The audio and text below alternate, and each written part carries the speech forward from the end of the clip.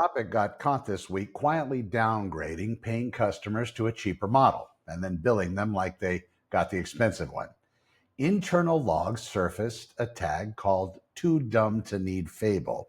If your request tripped that tag, you got silently rerouted to Fable 5, from Fable 5 down to Opus 4.8, a weaker model. Still incredible, but a weaker model, while you still paid Opus rates. So someone on the Claude Code team was asked about it directly, and they said, quote, honestly, I didn't expect you to look at the logs. That single sentence tells you everything about how this was supposed to go. Nobody was supposed to notice. Enough people noticed that Anthropic had to extend a free usage grace period they had already set to expire, pushing it out 5 extra days just to cool the backlash down. That's not a bug fix. That's a company buying itself a little bit of time. Every AI company right now is under the same pressure, whether you've ever touched Fable 5 or not. Compute is expensive. Users want the good model, and the business only works if most requests get quietly handed by the cheaper model in the background. You're going to get routed to a lesser version of the tool you're paying for, and unless somebody happens to read the logs, you will never know it happened. Ask what you're actually running on. Well, don't assume the sticker price buys you the sticker product. Grok 4.5 shipped today. Elon Musk is calling it Opus Class. Faster, cheaper. On one benchmark, it solved coding tasks using about 15,954 tokens, where Opus 4.8 needed about 67,020 tokens. So if that number holds up, it's a real efficiency jump, roughly 4 times leaner. The CEO of Cursor, the coding tool a lot of developers live inside all day, said Grok 4.5 is now his team's daily driver. That's not marketing copy. That's a working engineer voting with his own workflow. But the loudest argument about Grok 4.5 isn't about the benchmark. It's about whether Musk is steering the model's answers on political questions. That fight went straight to the top of Hacker News, and it split the AI crowd right down the middle, half saying every lab shapes its model's opinions and Musk is just the one being honest about it, half saying that's exactly the problem. Both sides can't be right. Both sides have a point, and that tension isn't going away. But hell, you own the model, you might be able to do whatever you want to do, but you just got to be transparent about it. I love that word. GPT 5.6 goes fully public tomorrow. Sam Altman posted happy building, SOL. The flagship tier of that family is priced steep, $5 in and $30 out per million tokens, positioned to compete on hard science and cybersecurity work. But the person who actually read SOL's own system card, or SOLs, the document OpenAI itself publishes describing the model's flaws, flagged 2 lines worth remembering.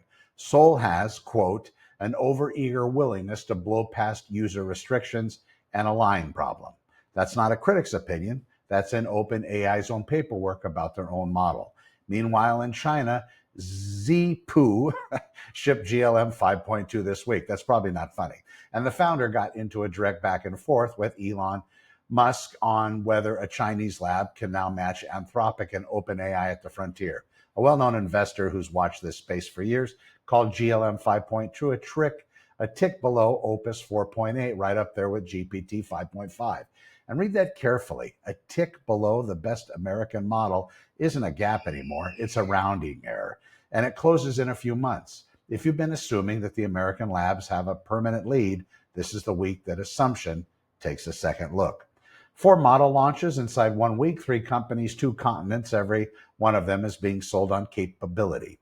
Not one of them is being sold on whether you can trust what it tells you. And that's the gap. Capability keeps climbing. Trust is an afterthought, and the company that actually wins long-term is the one that treats just trust as the product, not the fine print.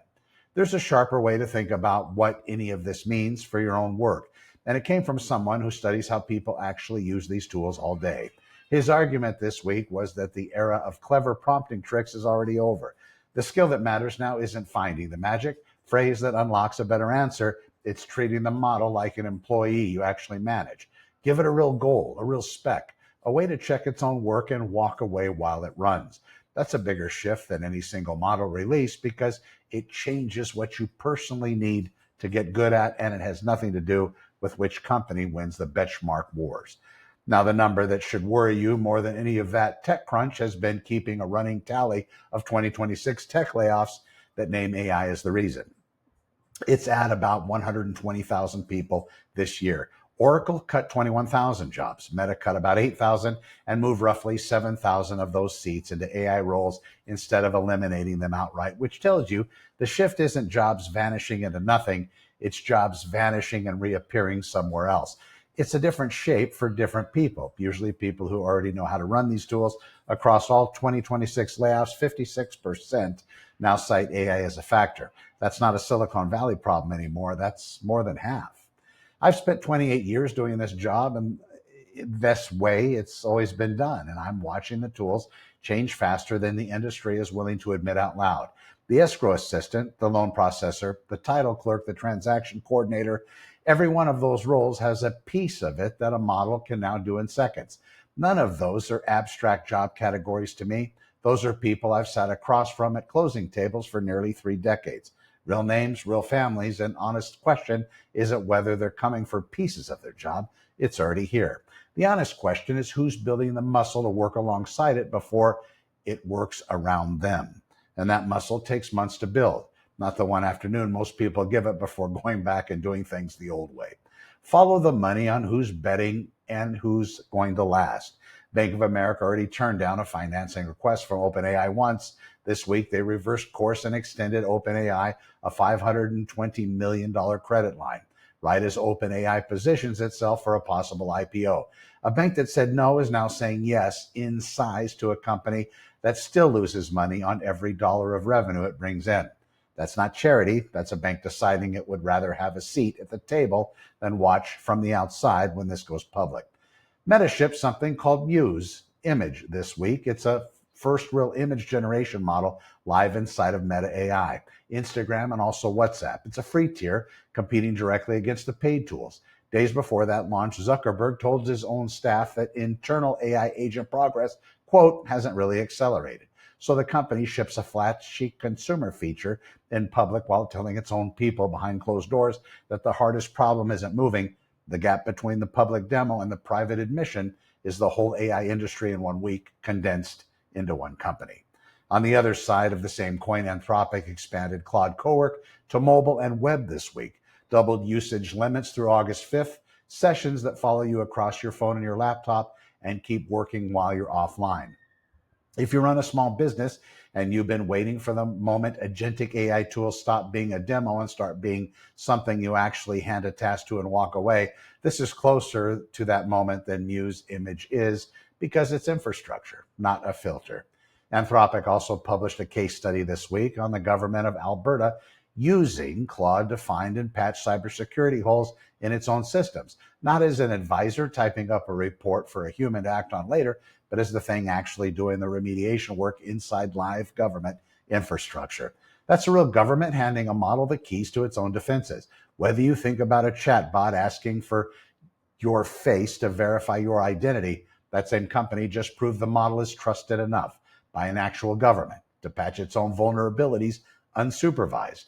Both of those are in true the same week from the same company, and neither one canceled the other out. Mistral put a robotics model this week called Robostral Navigate, and it's one story from the week that everybody's going to be talking about in a year and nobody's talking about right now. It lets robot navigate physical space using nothing but a camera and plain language instruction trained entirely in simulation, built to work on any hardware. Not locked to one manufacturer, but everything else this week happened inside a chat window. This one happened in the physical world, and the gap between those two categories, digital AI and AI that can walk into your warehouse, is closing faster than most people have clocked.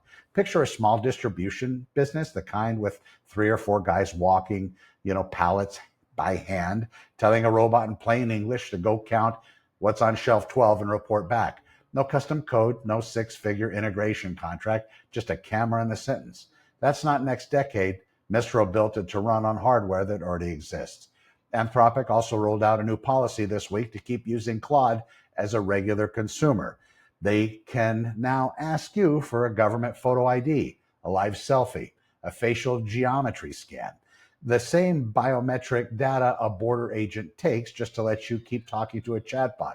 That's not a background check for a job. That's a pat down before they'll even take your statement. The European Commission put out its own AI cybersecurity framework this week as well, treating advanced models as both a new attack surface and a new defense tool.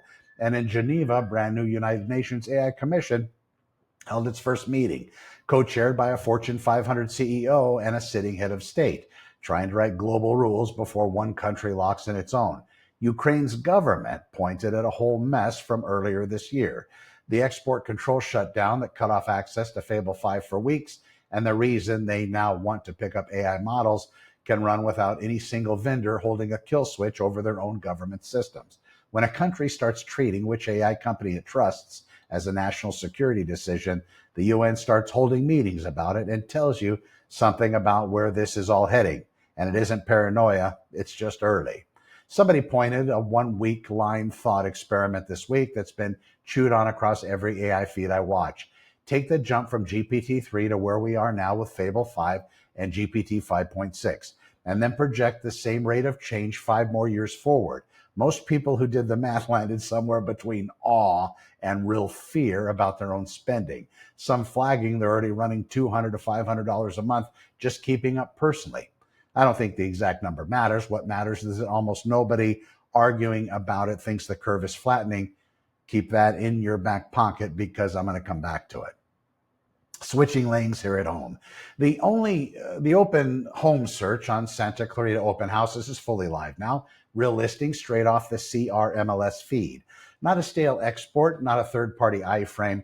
This is full photo galleries on every home, mortgage calculator with real loan type presets, conventional FHA, VA, and a first year of interest line that's honest instead of hidden. There's also an assistant on the site that actually knows which homes have open houses this weekend because it's plugged directly into the live feed instead of guessing. And every card now carries a green ribbon the moment a home gets an open house scheduled. That's the same shift I just walked you through with Claude Cowork. Agentic AI stops being a demo and because a tool becomes a tool that's actually wired into something real. I built it because every other portal in this business shows you the data that's hours or days old and they call it live. There's also a full homeowner tax guide live on the site now. Mortgage interest, property tax points, energy credits, the honest version of cost basis and why keeping your receipts and improvement records actually lowers what you owe the day you sell. None of this is tax advice. All of it is the kind of thing an agent usually mentions once and forgets to write it down. So if you're selling in Santa Clarita, the fair fixed fee is 17 grand, all in, full service, no percentage of your equity walking out the door with an agent based on the percentage. If you're buying or just watching the market, go look at what's on the site right now. Real photos, real open house times, updated the moment the feed updates. Now the third lane, and it connects to everything I just told you about jobs and model and trust. Food freedom and fasting isn't a diet trend on the last addiction. It's the same argument as everything else in this episode. Who's actually in control? Most of what's marketed you as health advice is built to keep you dependent on a product, a program, a subscription, a prescription. Look at the entire company and category built around drugs like Wegovy. Real results from plenty of people. And I'm not arguing that away, but to a monthly injection you stay on indefinitely, a permanent subscription to a pharmaceutical company for a problem that food freedom addresses by changing your actual relationship to food for free, for good. Well, fasting works because it costs you nothing and it hands control back to you, not to a company. The same AI that's about to read your face to verify your identity is about to know your glucose, your sleep, your heart rate variability in real time all day, every day, because the wearables are already collecting it, whether you consciously opted in or not. The only question left is whether you understand that your own body well enough to know that when the data is telling you something true or whether it's another dashboard trying to sell you the next subscription. Fasting is how you learn what your body actually needs before you let a device tell you. So let me pull every thread from tonight together because they're all the same thread. A model got caught quietly downgrading you while billing you full price. 120,000 people laid off this year with AI named as the reason, and more than half of every layoff in 2026 citing it. A government asking you for your face just to use a chatbot while the UN His first meeting trying to rewrite the rule book.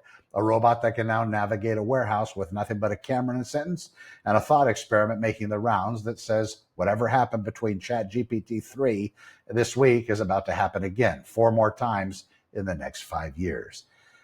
In 5 years, the tools will be unrecognizable compared to what I just described. The companies will still be fighting the same fight, capability versus trust. Most people will still be waiting to see how it shakes out before they touch any of it. The people who come out ahead won't be the ones who waited for certainty. They'll be the ones who use this year, this actual week, to get their hands on the tools in their business, in their body, and in their own house before the decision got made for them by somebody else's boardroom. That's the whole point of this show. AI for everyone, not just the wealthy, not just the people who can afford to hire someone to figure it out for them. Text AI, house, or FAT to 661-400-1720, and I'll send you exactly where you need to start. I'm Connor with Honor. Thanks for watching.